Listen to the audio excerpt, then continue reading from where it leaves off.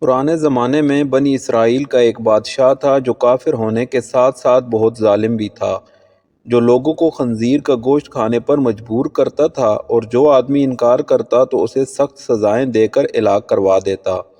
پھر اس زمانے کے سب سے بڑے عابد کو بادشاہ کے پاس لایا گیا۔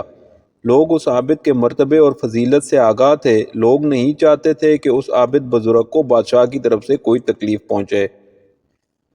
چنانچہ ایک سپاہی نے عابد سے کہا، آپ مجھے ایک بکری کا بچہ ذبح کر کے دے دیں۔ جب بادشاہ کہے گا کہ اس عابد کے سامنے خنزیر کا گوشت رکھیں تو میں وہی بکری کا گوشت آپ کے سامنے پیش کروں گا۔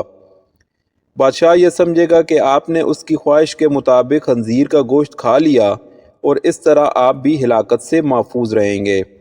عابد نے بکری کا بچہ ذبح کر کے اس کا گوشت سپاہی کو دے دیا۔ جب عابد کو بادشاہ کے سامنے لایا گیا تو بادشاہ نے حکم دیا کہ خنزیر کا گوشت لایا جائے۔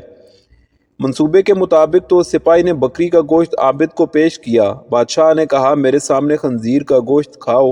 عابد نے کہا، میں ہرگز ہرگز نہ کھاؤں گا۔ سن کر سپاہی نے اشارے سے بتایا کہ یہ وہی بکرے کا گوشت ہے جو آپ نے دیا تھا، آپ بلا جھجک کھا لیں۔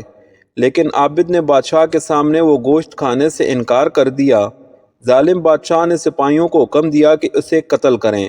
جب عابد قتل کے لیے لے جانے لگے تو وہی سپاہی قریب آیا اور کہا، آپ نے گوشت کیوں نہ کھایا؟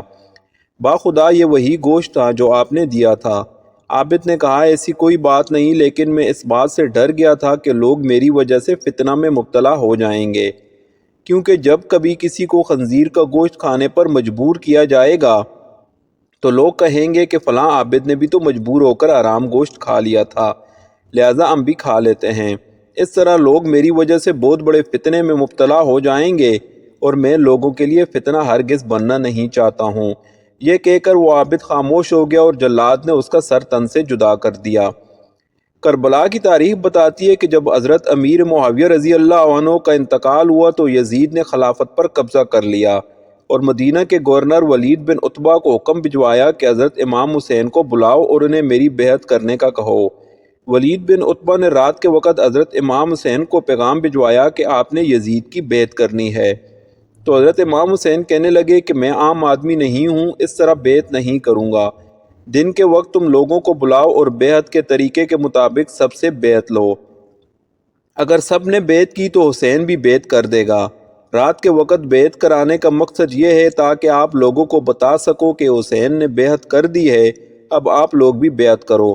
اگر امام حسین یزید کی بیعت کر لیتے تو قیامت تک لوگوں کے لیے راستہ کھل جاتا کہ دیکھو، امام حسین نے بھی تو حالات کے تقاضوں کی وجہ سے ظالم، شرابی اور زانی کی بیعت کر لی تھی، اب اس وقت ہم بھی کر لیں تو کیا حرج ہے؟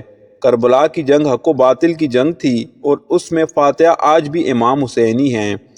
اس لیے ہم بجائے ہائے حسین کہنے کے واہ حسین کہتے ہیں کہ خاندان تو اللہ کی راہ میں کٹوا دیا لیکن باطل کو پنپنے کا رستہ نہیں دیا۔